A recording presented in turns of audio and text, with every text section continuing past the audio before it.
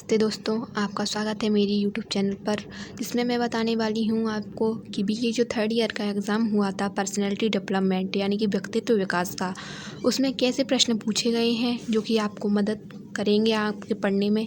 तो देखते हैं आज के पेपर में क्या पूछा गया था, जो 20 में से आया था या फिर जो कोर्स में सिलेबस दिया है उसी में से आया था।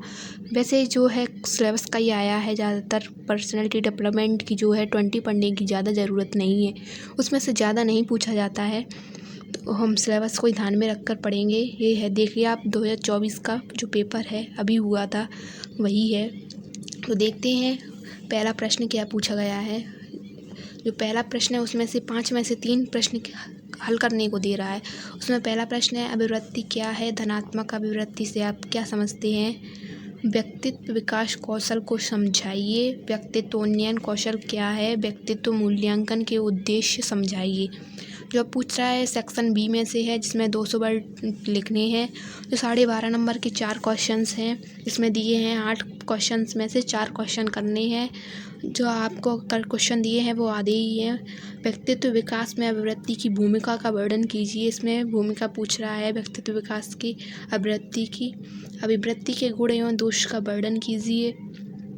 जो धनात्मक अभिवृत्ति विकास करने के उपाय का वर्णन कीजिए। जो चौथा क्वेश्चन है, व्यक्तित्व विकास कौशल के प्रकारों का वर्णन कीजिए। सोशल मीडिया प्रबंधन क्या है? विस्तार से वर्णन कीजिए। व्यक्तित्व मूल्यांकन का वर्णन कीजिए।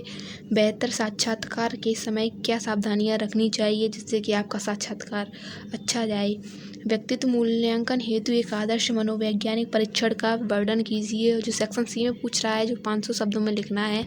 दीर्घ प्रश्न उत्तर हैं, जो उनमें से है 4 में से कोई 2 प्रश्न ही पूछे गए हैं, जो कि 17.5 नंबर के। अगर इन दोनों प्रश्नों को हल करेंगे तो हम पेपर में पास हो सकते हैं, पर आपको पास नहीं होना है, आपको अच्छे नंबर लेकर आनी है।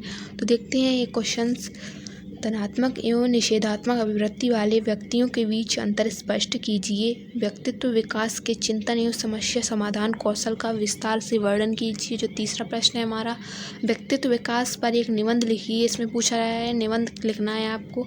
जो चौथा प्रश्न है, व्यक्तित्व मूल्यांकन हेतु मनोवैज्ञानिक परीक्षणों के प्रकारों को समझाइए। तो मैं एक बार आपको पूरा पेपर दिखा दे रही हूँ फिर से, जिससे कि आप स्क्रीनशॉट ले लें। ऐसा आया था आज का पेपर, जो कि शायद बच्चों का बहुत अच्छा गया हो। पूरा सिलेबस उन्हें पता है, सिलेबस में से ही आता है। पर्सनैलिटी डेवलपमेंट की आपको 20 खरीदने की कोई ज़रूरत नहीं है। आप पढ़ना है तो आप अपने सिलेबस को पॉइंट में रखकर अच्छे से पढ़ें, तो आपका पूरा